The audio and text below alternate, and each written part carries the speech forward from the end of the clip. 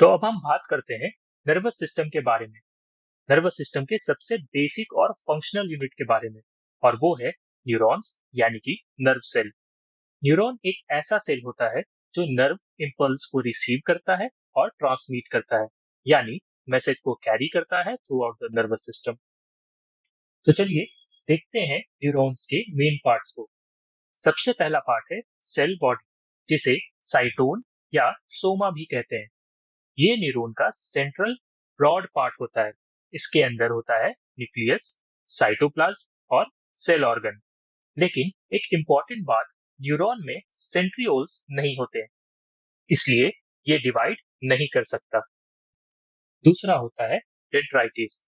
ये छोटी छोटी ब्रांच्ड एक्सटेंशन होती है सेल बॉडी से निकलती हुई। इनका काम होता है सिग्नल को रिसीव करना फ्रॉम अदर न्यूरॉन्स और उस इम्पल्स को सेल बॉडी तक लेकर आना। तीसरा है एक्सॉन।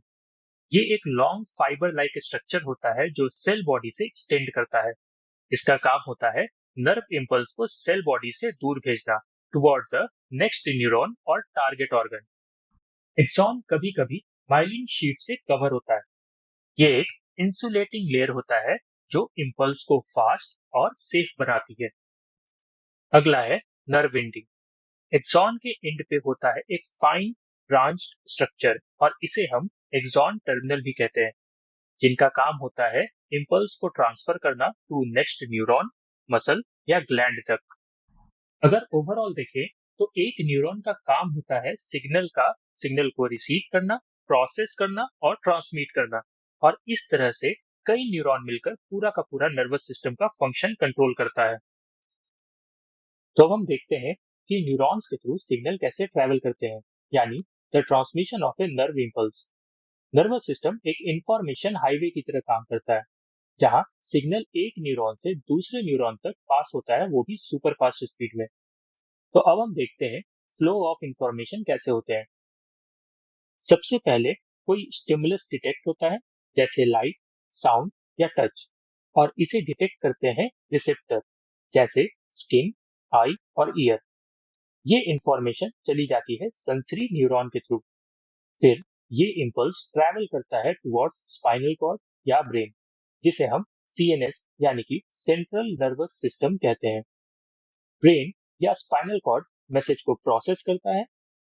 प्रोसेस मैसेज वापस भेजा जाता है थ्रू मोटर न्यूरॉन, और फाइनली ये इम्पल्स रिएक्ट करता है इफेक्टर तक, जैसे मसल या ग्लैंड, जो रिस्पॉन्स शो करते हैं, जैसे मूवमेंट या सिक्रीशन। यानी कि रिसेप्टर इंफॉर्मेशन को रिसीव करता है, ये इंफॉर्मेशन सेंसरी न्यूरॉन के थ्रू स्पाइनल कॉर्ड या ब्रेन के पास जाता है, जिसको हम सीएनएस कहते हैं। सीएनएस उस मैसेज को, इस इंफॉर्मेशन को प्रोसेस करता है, और फिर जो प्रोसेस किया हुआ मैसेज है वो मोटर न्यूरॉन के थ्रू भेज दिया जाता है। नाम से ही पता चलता है मोटर न्यूरॉन मतलब कि कोई एक्शन वो शो करेगा, राइट। तो मोटर न्यूरॉन के थ्रू वो भेजा जाता है इफेक्टर तक, और इफेक्टर में जैसे मसल या ग्लैंड होते हैं वो रिस्पॉन्स को शो करता है। अब हम बात करते हैं इम्पल्स ट्रांसमिशन के एक्चुअल स्टेप्स की। तो सबसे पहला स्टेप होता है इम्पल्स जनरेशन। सेंसरी न्यूरॉन के डेंड्राइटिस पर जब स्टिमुलस आता है तो एक केमिकल रिएक्शन से इलेक्ट्रिकल इम्पल्स क्रिएट होता है। और दूसरा स्टेप है इम्पल्स फ्लो। इम्पल्स ट्रैवल करता है डेंड्राइटिस से सेल बॉडी से एक्सॉन, और एक्सॉन से एक्सॉन टर्मिनल या एक्सॉन एंडिंग तक। इम्पल्स सिग्नल के एक्सॉन एंडिंग तक पहुंचते ही आता है साइनेप्स का रोल। साइनेप्स एक छोटा गैप होता है दो न्यूरॉन के बीच में। एक्सॉन के एंड पर पहुंचते ही न्यूरॉन से रिलीज होता है न्यूरोट्रांसमीटर। ये स्पेशल केमिकल अगले न्यूरॉन के डेंड्राइटिस तक सिग्नल भेजते हैं, यानी न्यूरॉन्स रिले रेस की तरह काम करता है।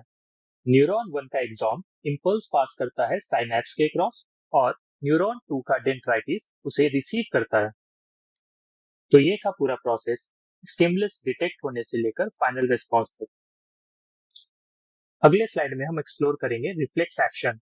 ये एक ऐसा एक्शन है जो बिना ब्रेन के डायरेक्ट स्पाइनल कॉर्ड के थ्रू एग्जीक्यूट होते हैं, जिसे हम लाइटनिंग फास्ट रिस्पॉन्स भी कह सकते हैं।